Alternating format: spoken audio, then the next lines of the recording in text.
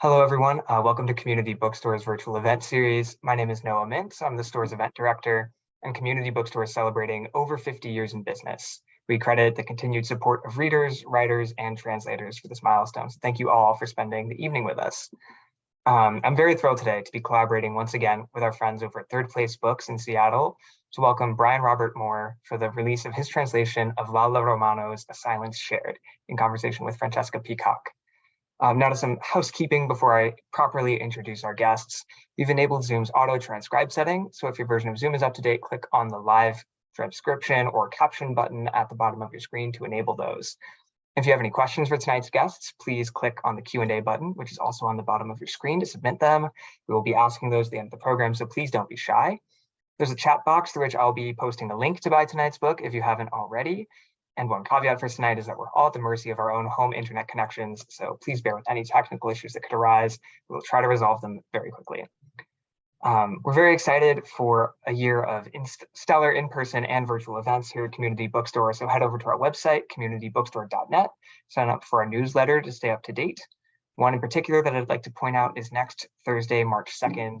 We're thrilled to welcome translator Daniel Levin Becker for his translation of The Birthday Party by Laurent Mauvignier. He'll be in conversation with the critic Merve Emre, and that program is up on our website now and taking registrations. So now, a little about tonight's guests, and we will get started. Brian Robert Moore is a literary translator and writer from here in New York City. His translations from the Italian include Lalla Romano's Silence Shared, Goliard Sapienza's Meeting in Positano, and Michele Mari's You Bleeding Childhood. He has received a National Endowment for the Arts Translation Fellowship, a Santa Maddalena Foundation Fellowship, a PEN Translates Award, and for his translation of Silence Shared, the PEN Grant for the English translation of Italian literature. And Francesca Peacock is an author and arts journalist from London and writes for The Spectator, The Times, The Telegraph, and The Times Literary Supplement. She has previously written about Natalia Ginzburg's political texts. Her first book, Pure Wit, The Revolutionary Life of Margaret Cavendish, is a biography of the little-known feminist pioneer and will be published by Head of Zeus in September 2003. So without any further ado, I leave it to you two. Thank you so much for joining us. Hi, thank you so much, Noah. Hi, Brian. So we're here today, as everyone knows, to discuss Lalla Romano's A Silence Shared, which Brian has translated for the first time into English. It's only the second of Romano's full-length works to be so translated into English, and it's one of her earlier prose works, but it was still published when she was in her 50s, so quite late on in her life, and she'd already tried her hand at poetry. Its Italian title is, I'm probably going to butcher the Italian pronunciation, but it's Tetto Murato, and it was published in 1957. So excited to be talking about it with you. Yeah, thanks, Francesca. That was great, great pronunciation. And thanks, Noah, for the intro, and Community Bookstore and Third Place Books for having us. So I think we should get started. So presumably quite a few people here may have heard about the book, might have bought the book, or might already have read the book. But even if they have, Lalla Romano is not a name that many people will have heard of. Even if you have heard of Italian figures from the same period of literature, like Natalia Ginzburg or Italo Calvino, you might not have heard of her. So could you possibly tell us a bit more about her and the other authors who she knew and whose circles she was in?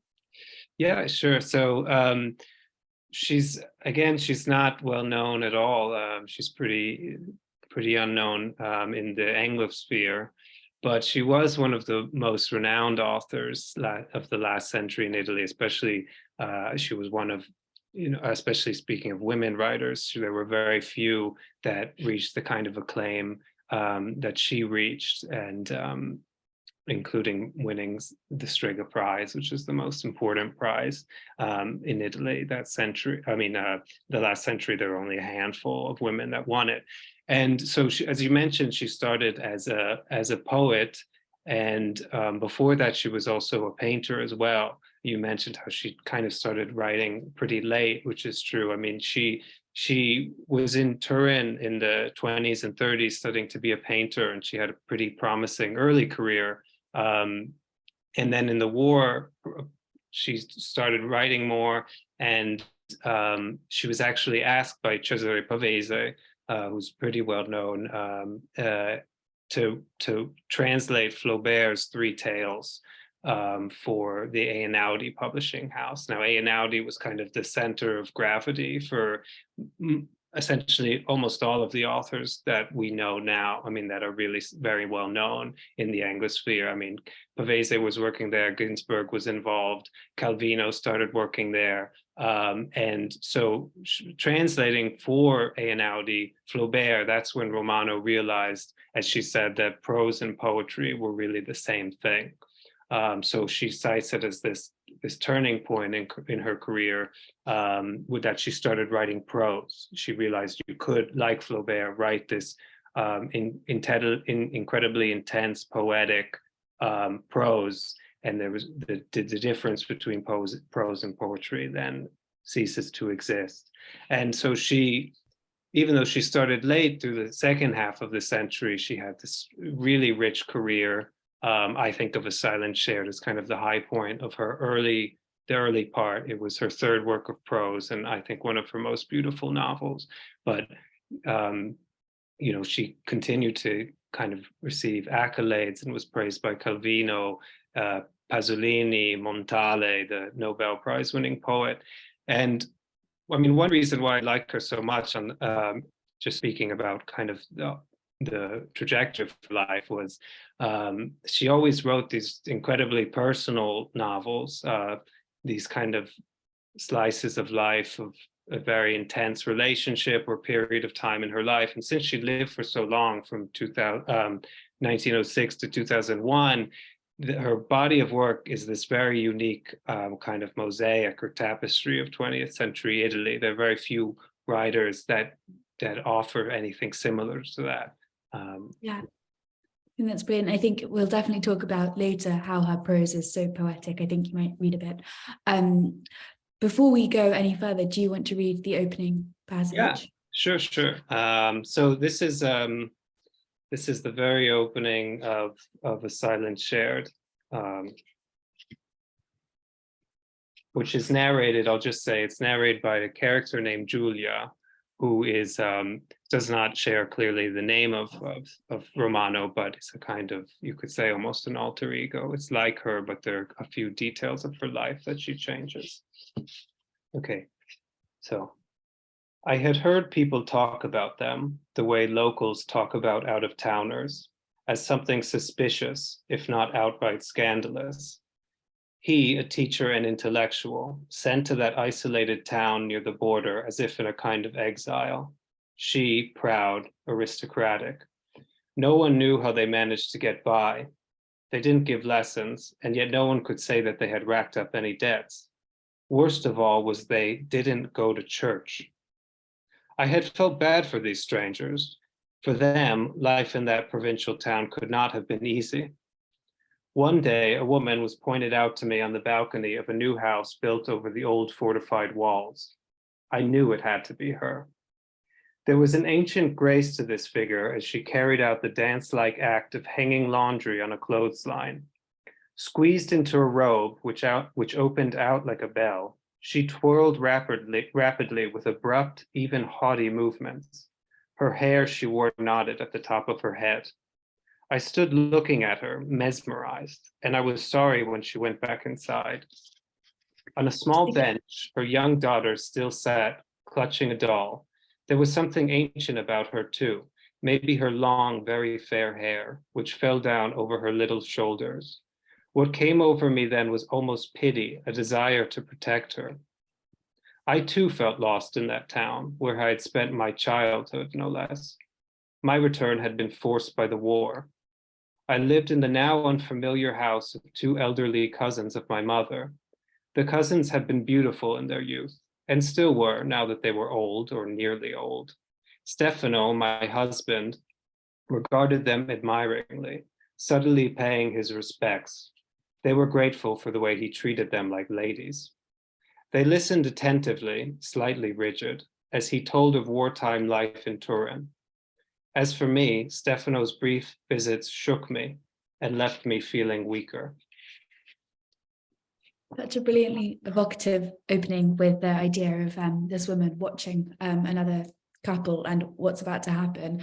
And I think it sets up quite a few key ideas about the plot, which, as we were discussing earlier before we did this, is very difficult to describe. And Lalla Romano said in an interview that she hated trying to describe the plot of her novel because it's kind of a novel of images rather than like a kind of coherent. It's not ripping along. But so if it is a novel of images, it's narrated by this woman Giulia, who is in the countryside in a small town, having moved there from Turin because of the war. Her husband, Stefano, works something to do with the resistance and he's absent from there. She's staying with her elderly cousins who she used to know when she was a child. And as she's there, her life is quite boring. She's been given a classic to translate, which allows her to leave this moment and kind of enter a time outside time, which is also very interesting to think that she, Lalla Romano herself, was a translator. But whilst this is happening, she encounters this couple, Ada and Paolo, and over one long cold winter, a very strange relationship develops between these four people, and what happens. Do you think that's a fair summary? Yeah, that's a great summary. That's better than I could have said. Yeah, it's very much like you said. It's hard to describe in narrative terms because so much of it is really felt through images and essentially the relationships themselves. It develops in this kind of almost you could say love square in a way. I mean, in a not very explicit way, but a very intense way. So these strange affinities that develop between between Giulia and her husband Stefano, and this couple, this mysterious couple that she references at the beginning, which is Ada, who she sees on the balcony in that scene that I just read, and her husband Paolo. And Paolo is very involved in the resistance, and he's this very kind of enigmatic, reserved character who the protagonist Giulia, who's like Romano, immediately feels this, connection with and an attraction to. And what happens is Paolo writes, he gets very ill with this somewhat mysterious illness, and so they have to take refuge. And kind of most of the novel takes place in this place called Tetto Murato, which was the Italian title, which is this isolated setting where Giulia goes to stay with them and takes care of Stefano. And like you said, they enter into this kind of time outside of time, which creates this kind of mystical element in the book, even though it very much focuses too on the dangers of wartime, which are very intense, in particular because of Paolo's his involvement in the resistance. So it's this strange contrast between a kind of fairy tale element and also very real historical dangers. Yeah, and there are not just these very real historical dangers, there's a very real autobiographical element to the novel, which you hinted at earlier, and Romano, other than some very early stories, always wrote with the first person pronouns, so she wrote with an I. Could you talk a bit about the autobiographical elements and how Romano liked to write in the first person? Yeah, sure. So I think you're citing kind of that idea that she said that she felt the need to say I. She said that was the only way that she felt like she was in reality with her feet on the ground when writing, even when writing about, say, more other, like, let's say in atmosphere, at least kind of otherworldly mystical stuff. I mean, even though the context is kind of realistic.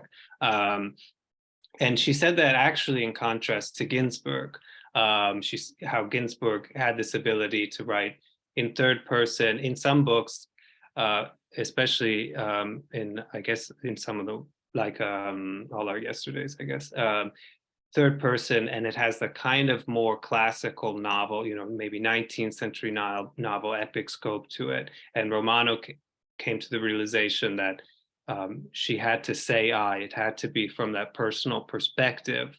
And one reason that's interesting in this case, in this book, is because I realized that earlier drafts were not in the first person. So she had kind of played with this distance between herself and Giulia as an invented character, and then, kind of crossed that distance between the two. And then it's at that point, after this point in her career, that she really never stopped writing from the first person after this book. So it's a real turning point. I mean, you could say it's a real realization for her. And like you're saying, I mean, it's full of autobiographical elements. She did leave Turin during the war because her home had been damaged during the bombings.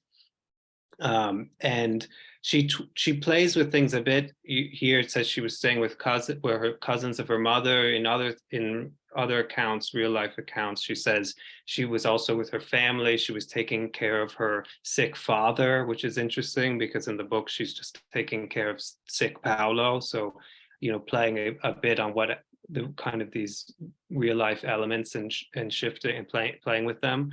But she was also involved with the partisans, though she kind of hides that in a bit. She really just keeps the political focus on Paolo, and Giulia's role in politics is really just in relation to him.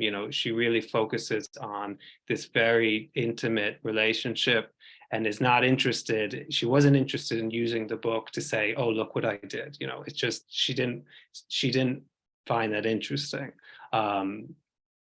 Yeah, and Paolo's a real life character as well, so they have real life reference, which is also quite a bizarre fact.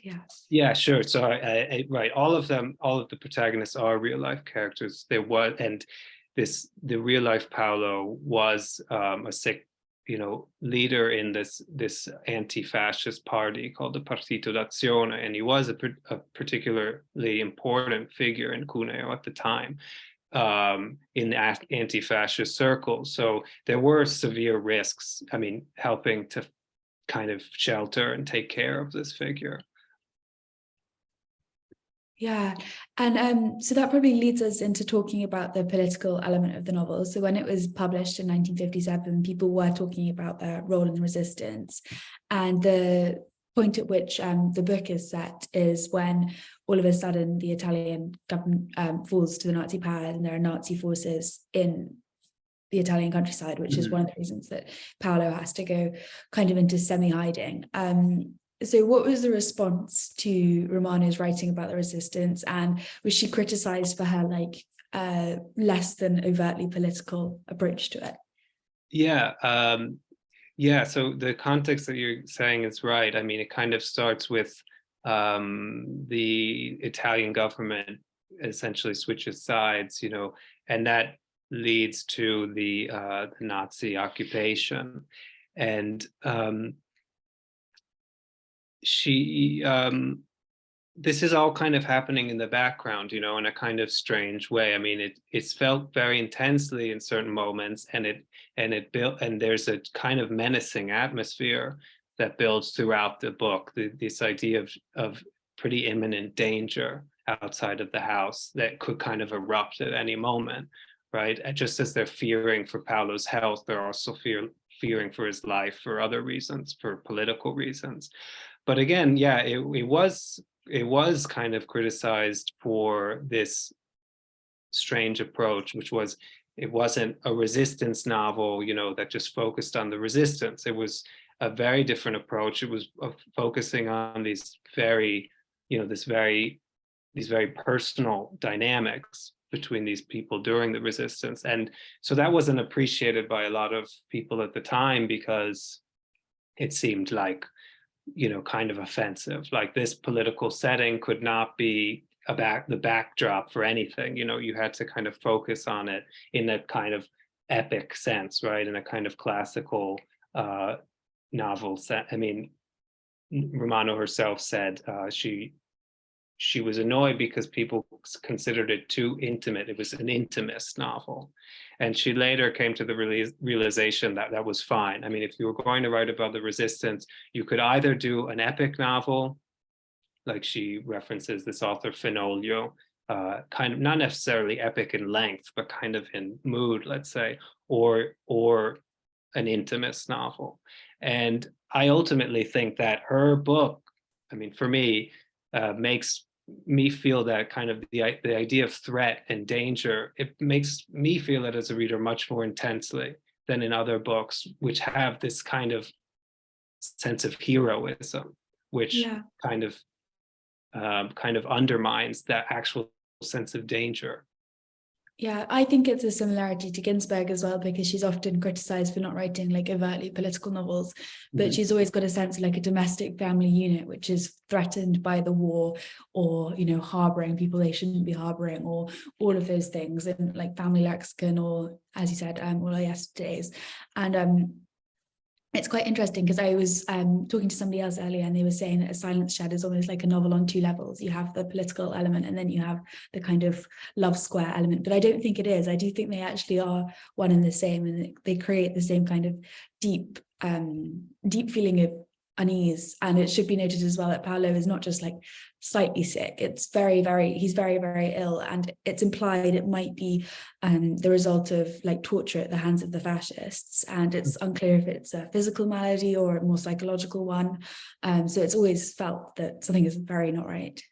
Yeah, no, and it's right that you're saying this idea like that if you're writing something in the domestic or kind of, you know, this in a kind of more personal sphere, that means it can't be political. And I think Ginsberg, like Romano, is a good counterpart to that. At the same time, I don't think she was looking to write a political novel, but again, sometimes, you know, those don't always end too well. Like she didn't go in saying like, this is the message I want to get across, you know, of course, but I think the best novels never are written in that kind of frame of mind. And yeah, so it is a very mysterious element about this illness. You know, it's kind of brushed aside by Ada at her, you know, the wife who Giulia sees at the beginning of the book on the balcony as asthma. Then we find out that he was also tortured, and at the same time there is this sense that, you know, he's under this severe mental stress that, you know, is maybe causing another kind of decline. So it's never quite, well, I won't say that, I won't reveal anything because it's never really revealed. So, but on the autobiographical element, the real life Paolo also suffered, I mean, an illness during this time. And if you look at letters between them from that period, the book is a very realistic snapshot of their relationships, and the real character named Adolfo Ruata, his illness went, you know, on for years after the war. Yeah, but at the same time, there's all this sense of like immediate danger and illness. It's a novel that's very rich in textiles. The idea that it is a novel of images, you have an image of like the three or the four of them in one bed with a heavy like fur blanket over the top of them, or looking outside at the snow. It's got many different thoughts. Do you want to read the passage about the resistance? Yeah, and that's a good, well, it's a good section for a couple of things that you're saying. I mean, I think this is one part that highlights kind of the way the war kind of sneaks in unexpected moments, you know, which again, I think heightens that feeling of danger, because it's not just a book about the war. Sometimes you forget, and then you're reminded in this very kind of surprising fashion. So this is one moment where it then Giulia talks about again her time staying with them and staying actually in the bed with the couple, with Ada and Paolo. And it does create different readers, I've noticed, have very different interpretations of what the tension is, you know, and what the emotions and the feelings are when they're all sharing this bed together. I won't say my own opinion, but I do think that speaks to the kind of Romano's skill as a writer. So anyway, so this section. At Tetto Murato, I found Paolo weighed down. Ada seemed quiet, uneasy. Back at the beginning of December, they had killed, in a horrifying manner, one of the partisan leaders, a friend. Paolo was kept in the dark about it. Ada hadn't wanted to tell him. But every so often he would ask about this friend, of all people. It seemed as though he had sensed the truth, and Ada would look at him in those moments with fear in her eyes. A superstitious fear, it seemed to me. At night, Paolo didn't sleep, but he didn't feel like talking with me either, as he usually did. I had almost always needed to fight off sleep during those long nights in which we spoke softly to each other, or rather, I didn't really put up a fight, but would suddenly succumb to an onslaught of sleep, kept at bay for too long and grown wrathful. So she speaks about how these are these nights that they spend together, just talking, and it ends with a really nice passage, in my opinion, kind of the poetic nature of her writing. So sometimes I woke in the middle of the night. If everything was calm, if after listening a little while, I deduced that Paolo was sleeping also, or at least wasn't showing any sign of being awake and hoping to talk, I would quietly slip out of the room. I would wrap myself in something woolly or even my fur coat, but on the landing, the cold sank its claws into me. I'd go halfway down the stairs and I'd stand for a while in front of a little window with no pane, facing the countryside. I saw below a little square garden, buried under the snow, the short branches of the hedge, the scattered black spots of bushes and shrubs tracing linear patterns. It was just like a little cemetery, and it gave of death an image that was poor, calm, and solemn. I'd look at it for as long as I could bear the cold, and I felt I was grasping a little bit of the ultimate sense of things. Completely beautiful. Yeah. So if that is such a good passage, which illustrates like how poetic her prose is, could you talk a bit about the difficulties of translating it and how it's very hard to translate into like normal prose in a way? Yeah. I don't know if it's just interesting to read too, because part of it is also in the punctuation, and this was hard to kind of carry across. I mean, she spoke often about the rhythm of text and creating silence around the words, and using her words very sparingly. I mean, and really in a very precise manner. And that's where you kind of see her, the poet in her continuously. I'd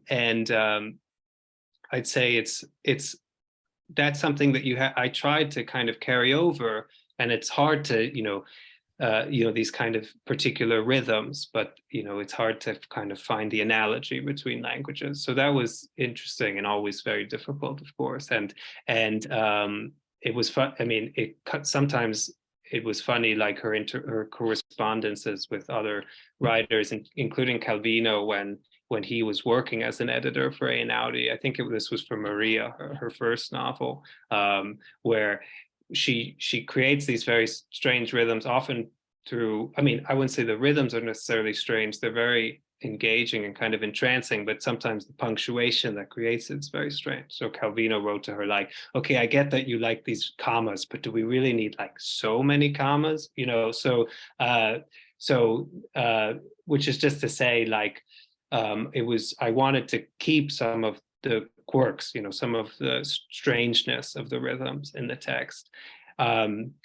So yeah, that was one thing that was constantly challenging but still really interesting, and kind of it helped to kind of enter into the rhythm of the text, kind of, and sections like this where there's very little action.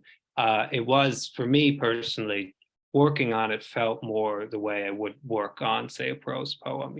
The rhythm and the sound felt just as important as any kind of, literal elements of translation. Yeah.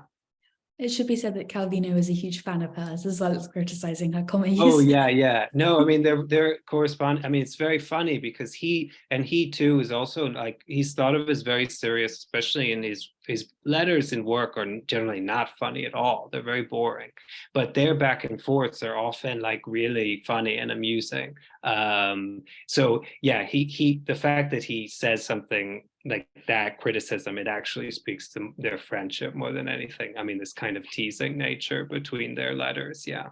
Yeah, and how closely he was reading it. And well, you talked about how important the images are to the book, and like quite a long while after reading it and having reread it, there are like just a ton of images that stick out more than any coherent idea of the plot. And you talked earlier about how Romano was an artist. She was a painter as well. Do you think there's a link between that approach to describing things rather than plot-based and her ability to paint? Is there a kind of visual element there?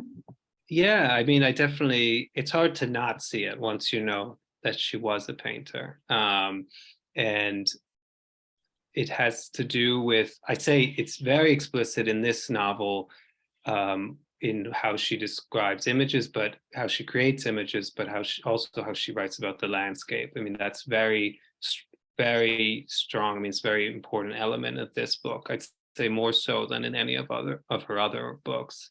And it has a very kind of impressionistic feeling to it in a kind of literal sense, right? That it's not just the landscape, but it's how she's feeling about it. Like in this section where, you know, we're just talking about Paolo seems to sense that his friend, this partisan leader, has died, you know, and the next page she's looking out at the garden and it's turned into a graveyard.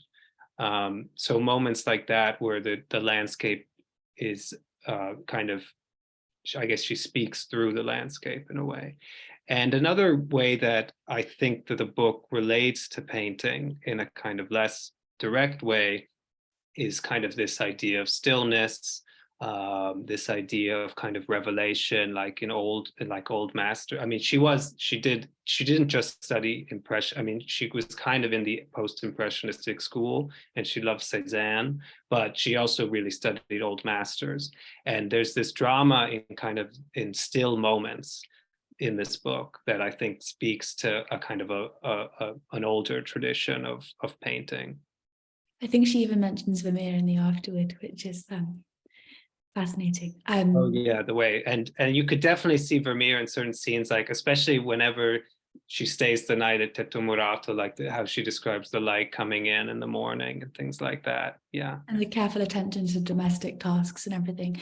Do you want to read the passage that begins, "In the meantime, I didn't take my eyes off the road," for a sense of her visual descriptions? Oh, yeah, sure. Yeah. And feel free to cut me off at any point. So this is, she writes beautifully these scenes where she's walking to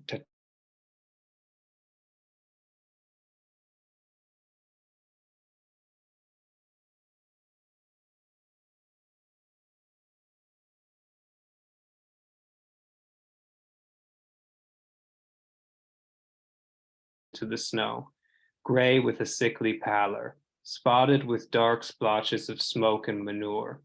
In the other seasons, they were hidden by the trees. Sometimes a house, which had a pine tree, would stick out, and it would seem less desolate, almost rich and lush. I also played more straightforward games. I would break with my foot the thin layer of snow over the grooves left by the carts. The slight pop and the squeaky crackle filled me with a joy that was an echo of games long gone and forgotten. On the deep ditches along the sides of the road, the crust of the ice was very thick and withstood the repeated kicking of my heel.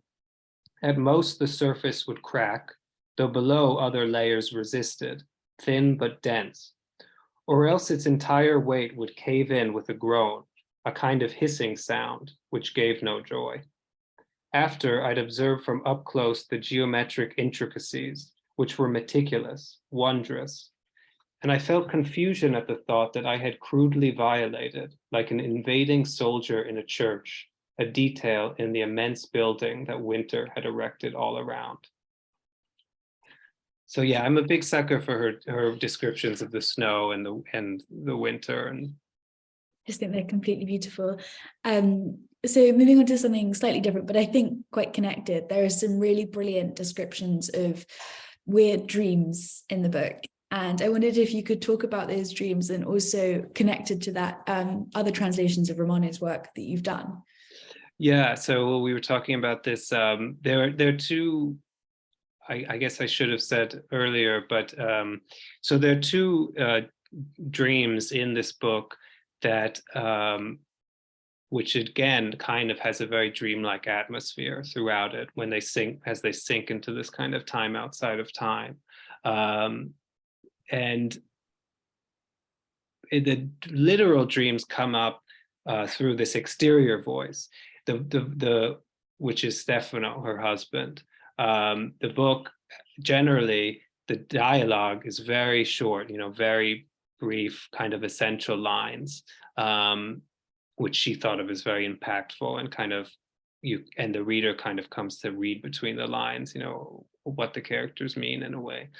But there are two sections which are essentially monologues, and that's where Stefano recounts to Giulia dreams that he's had. And one really, really particularly intense one is he has this dream where he has to go to a funeral with Ada, and they're going to it's the funeral of a resistance fighter, and he realizes it's Paolo's funeral, but Ada doesn't know. And so they arrive, and Ada is expecting to see Paolo there, and she's shouting, you know, where's Paolo? He should give the eulogy. And it's really kind of heartbreaking moment. And stylistically, it's really interesting because, like I said, they're kind of little monologues, and it feels like it's almost a reference to her first book of prose, which is called the Metamorphoses, which is actually a collection of dreams narrated by different characters. And later it came to light that some are hers and some were actually Stefano, her real husband, Innocenzo, some were their sons that she gathered in this collection. In fact, one of the other dream is actually a dream that's in the Metamorphoses that she takes and kind of shifts to make it more appropriate to the war. And so it's an interesting stylistic shift in the book, because it becomes suddenly more similar to her first collection. It's a bit more action-packed in a way a dream might be. It's kind of and it's very intense and it's less slow-paced. So even in this early work, she's already kind of referencing herself and kind of playing on her earlier work, the same way she kind of is playing with the idea of herself as painter and poet and translator and writer at the same time. So in a kind of very conscious way. Yeah, and we were talking earlier, there's something so surreal about these stories when they're not in A Silence Shared. And it's quite brilliant and bizarre to have them transported into a book which you wouldn't necessarily call surrealist. She's definitely playing with that, those boundaries. And I guess so you were referenced before. I did translate 2 other dreams from that, which came out in a magazine called Firmament. And but I think the kind of, people would say in Italy she's kind of a realist writer, right? But she really doesn't read like that at all, because starting with that first prose work of dreams, she plays so much with memory, and memory creates this kind of dreamlike, unreal atmosphere. And sometimes it's the sense that the whole of the novel is a dream in many ways. Really dreamlike characteristics. And sometimes kind of nightmarish too. So I think I've got one more question, then we'll move on to the Q&A, but I think it's interesting to think about why you chose A Silence Shared to be it's only the second of her long prose works to be translated into the English. I think the other one is The Penumbra, I think. Mm-hmm. And also why you chose the title, because the title in Italian means something very different. It's the settlement of houses where they live when they're in hiding. So why did you choose the title A Silence Shared?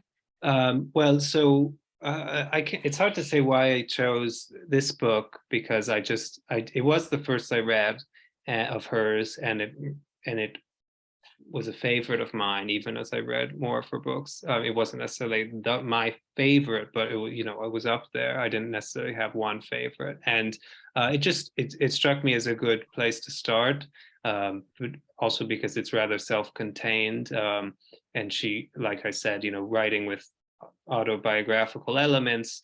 Sometimes she plays with her own life in a way that kind of builds into, kind of points to the next work. So whereas in this book, using the character of Giulia, it's kind of a bit more, let's say, like novelistic. It's kind of easier to follow from as a point of entry, let's say.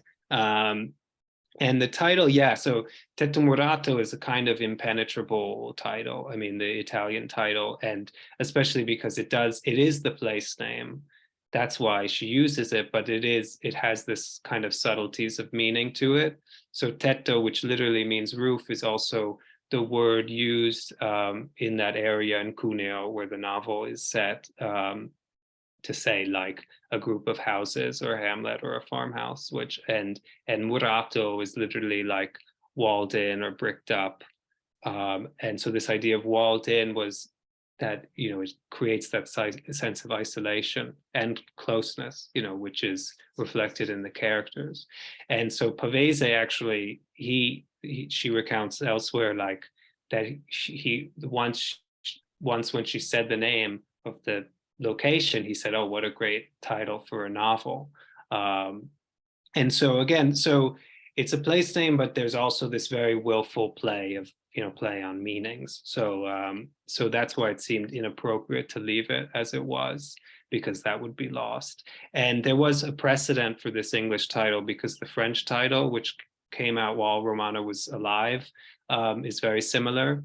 And she really appreciated that title and wrote about that, how it really spoke to kind of the essence of the novel, this idea of a silence shared, which so it seemed like it was a leap, but it also had Romano's approval already, essentially. Yeah. So much of the novel is about long silences in between conversations at night. Yeah. That's perfect. Thank you so much. Should we move on to the questions from the Q&A? Sure, if there are any, yeah. Well, please do keep on asking them as well. Just pop them in the Q&A chat at the bottom. So the first question is one I also really want to ask, so I think it's good. But what else? So we've already answered what else you have translated by Lalla Romano, but what work would you like to translate?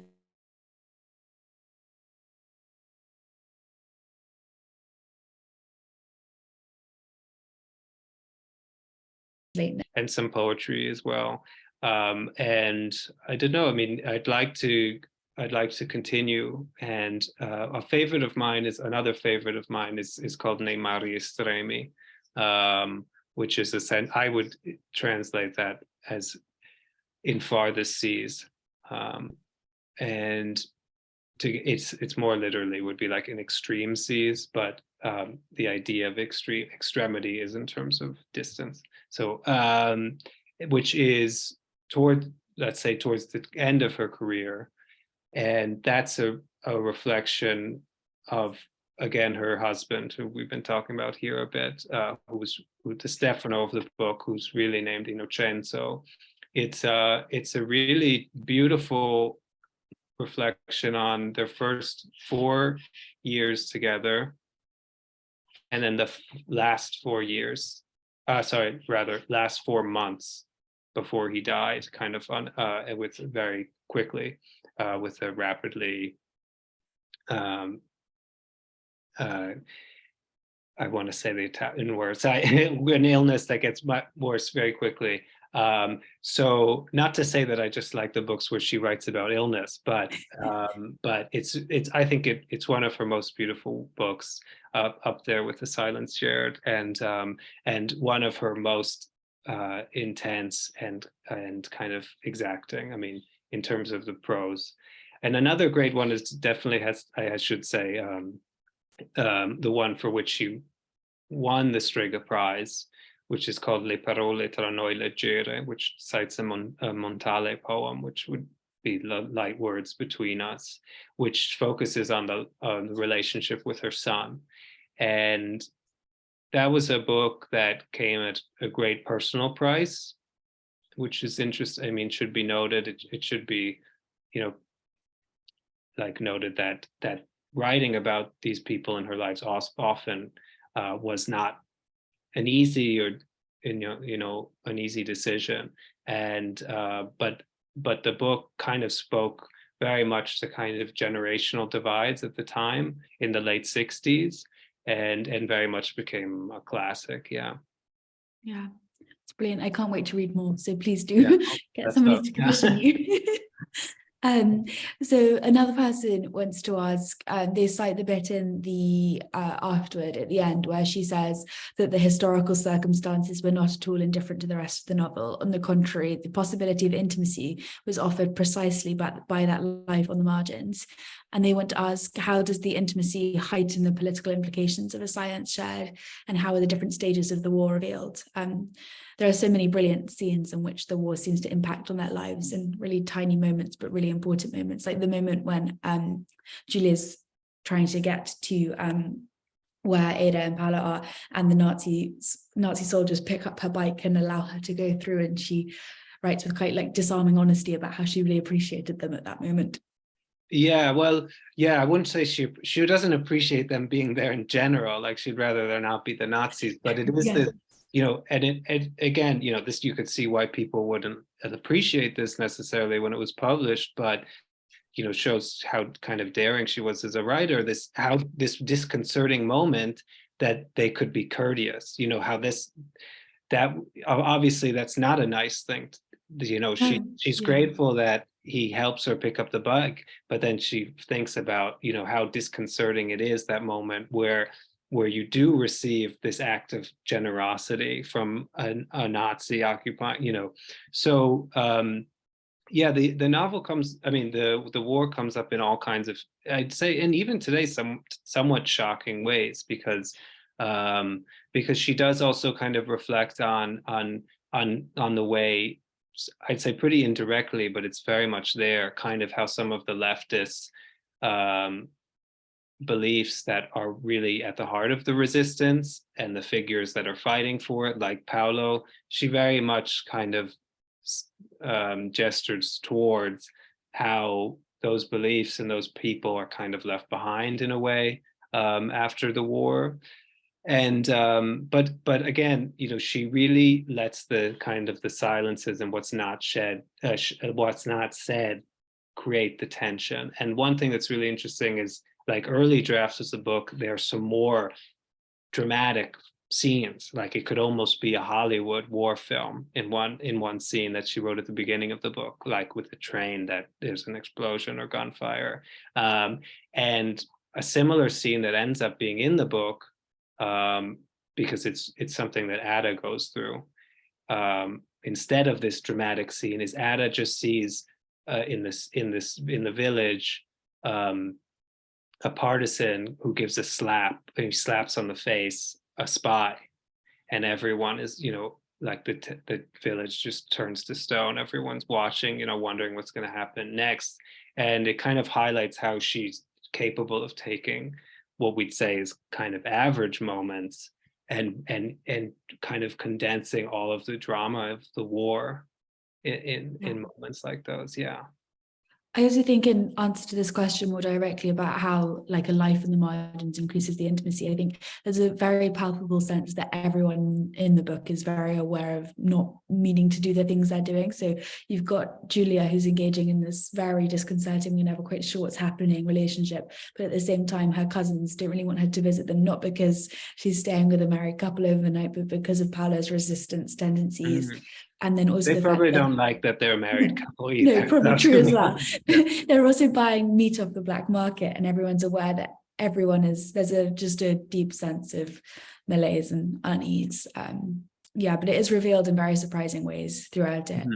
You'll be reading a passage and then it will talk about Mussolini. Be like, okay, yeah. Oh yeah, for sure. And again, this is one of, I don't want to spoil it, but it does come up in a kind of really overt way in their relationship in the very end of the novel, and on like the kind of the political context, but I don't want to give it away. But I think it's pretty powerful the way she, comments on the political elements at the end. Yeah. And then another question is about the autobiographical nature of the book. And so were there any moments whilst translating that took you down rabbit holes of research, like looking about her relationships and scenes, and to try and match it to translating the text? That's a really good question. So yeah, that definitely did happen. And a lot of it I translated during the pandemic, and, kind of more intense. I mean, kind of in a somewhat of a lockdown. So which, felt kind of in tune with the book a bit, but that also restricted some research. And then it was towards the end that I actually did more research in Milan, in the archives dedicated to her. And nothing too much, nothing really came up that I said, oh no, I kind of misinterpreted that. I just generally found it pretty crazy reading the letters, and just from between them and seeing how much the book, the original, of course, in Italian, how much it echoes the personalities and the voices of the characters. So that could have become a real rabbit hole. And luckily it was already towards the end of the whole process, because otherwise I probably would have gotten a bit lost in it, because it was a very tempting rabbit hole. But yeah, it was also, nice at the same time, and amazing to realize how much again in this book that feels so dreamlike, she had very realistically captured these characters. Yeah, so another person is asking about the process of translating, so I think this is very linked. But could you talk about, so did Romano write in dialect, in Italian dialect, or is it all in like? Yeah, she does not write in dialect, but there are, this also happens sometimes with Pavese, like sometimes her vocabulary is a little different from what you consider standard, and sometimes that can trip you up, right? Because you think you know a word and then you realize she's using it in a different fashion. So that, like, say, so a kind of Piemonte is a not dialect, but regionally influenced manner of speaking and writing. So, but she never wrote in dialect, no. But she plays a lot with multiple meanings too, which makes it again tricky. Like, you really can't, she's one of those writers that you can really stop for hours and wonder what she meant by that word, because it seems like it's almost like the landscape that Giulia, the snowy landscape that Giulia walks through, and it's describing the paths, like the paths that she could take. Like, you can sometimes really stop and a word could take you in any number of directions. Yeah, kind of quite brilliant.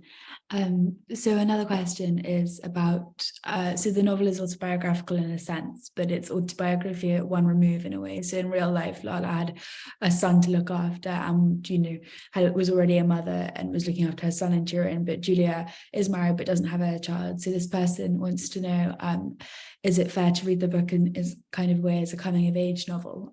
She's been separated from her husband for a very long time and she enters into another relationship.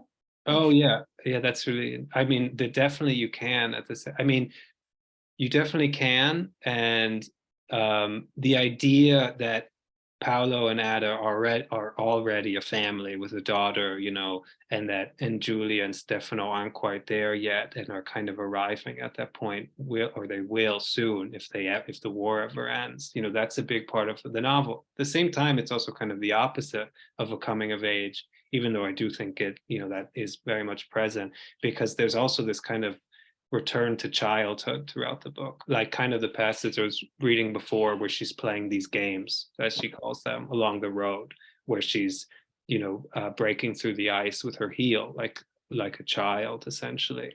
And so it's, I guess I'd say it's both the coming of age book and the exact opposite of a coming of age book in a way. Yeah, I think that point, I don't know if you felt that as a kind of element in the book, or I think, I'm not sure if I did as such. I think there's a very interesting relationship to children in the novel. And if you think about that with like the autobiography thing, she has a very special relationship with Ada's daughter, who nearly dies in some very bizarre circumstances very early on in the novel. So that isn't a book. But I think there's something very interesting about her figuring out her place in between like the different generations, whether she's an equal to this couple or if she's not. And there's a very like moving description of her sleeping alone in this big bed with like a cold lumpy bed with her cousins at home. So it doesn't feel like she's properly married, but then at the end of the novel it doesn't particularly feel like much has moved on and changed. I think it's not a very resolving ending. Right. Well, she doesn't want to leave it behind, essentially. Well, I won't say exactly what, but moving towards the end, right? There's this and this is, again, maybe not something that would have been appreciated at the time, but it's interesting, these kinds of things happen. I mean, I remember last year or so, all these articles about how people felt nostalgic for the lockdown and whatnot, these things happen. But, how she's towards the end, there's the liberation, which is a great celebration. And then all of a sudden it's like, as a minor tragedy, that this world is maybe, I won't want to give away what really happens at the end, but that this world could end, like this kind of special community that they've come to live in together. Yeah. And that's So why that becomes a kind of the war is a threat, but also there's the threat of the war ending at the same time in a kind of paradoxical sense. Definitely. And the thing is, as soon as you start it, you know it's going to be transitory anyway, because it's one winter. Like the snow is always going to stop falling. Yeah. It's very, very bizarre. But yeah, incredibly moving. So another person has obviously read quite a bit of Romano's later work and writes, Romano combines images and text in later books. How experimental is this in Italian fiction? Like in regards to the likes of like Sebald and Berger. Yeah, I don't know if I mentioned that before, but it's a very important point if we didn't talk about that, how she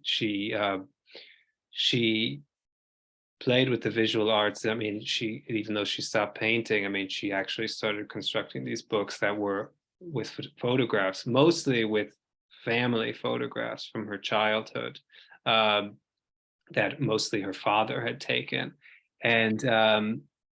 And she says that the book, it's the kind of inverse of what you'd usually expect. I mean, the photos are supposed to narrate what's happening, and the texts, again, in these very essential kind of short, brief texts, are supposed to be an illustration of what's happening in the narration, which is the images. And I think it's really avant-garde what she does, and it's before a lot of the authors that we would consider, like we'd think of now, contemporary authors who we think of that come to mind for using photos in novels. I mean, she wasn't the first, of course, but she was way before like Sebald and other authors that we think of today. And I don't know, it would definitely, if you reading about it, it definitely seemed like it was pretty unprecedented. At least her method to doing it was really unprecedented, and I think still today. I can think of other Italian authors that did it after, but I can't think of necessarily, in that circle of, especially, Italian authors of that era, like Ginsberg and, that whole wider group. I can't think of anyone who did anything similar, but I mean, I could be wrong. No, it's fascinating to think about. It makes you think that she needs a kind of like more attention paid to her life and how radical she was. I was thinking earlier, it's when you said about her relationship with her son, and we probably don't have much time left, but the idea of like writing autofiction and how that is, always quite dangerous. It makes me think of Annie Ernaux. Yeah, well, actually, it's funny. The other day I was reading like some reviews of later, actually it was for Marius Steinmetz thing, when it came out in France, and they were called, and already they were referring to it as autofiction. And so even while she was still alive, she was being seen in France again as a point of reference for autofiction. So it's not inappropriate to say she was an early model of, via Italy to France, and now autofiction via France to the US. It's not wrong to cite her as an early kind of model for it. Yeah. That's so fascinating. It makes us all think we need to read more and hopefully have more translations from you soon. Thank you so much, Brian. It's brilliant. Yeah. Thank you. And thank you to everyone who asked questions. Yes, thanks everyone at home for those questions. Thank you both for this fabulous, enlightening conversation and those readings. Amazing. I could listen to all of this all night, but it's very late where Francesca is, so we should let her get to bed. But I'm glad that you snuck in the bit about autofiction at the end, because that was my question. I'm glad.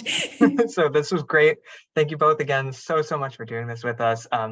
Those of you at home, please consider purchasing a copy of A Silence Shared from Community Bookstore or Third Place Books or your favorite local independent bookstore. It's, how beautiful it is on the inside. It's also a beautiful book as an object. So get it, cherish it. We hope to see you at another virtual event really soon. Thanks again for joining us. Have a great evening. Thank you. Thanks. Bye.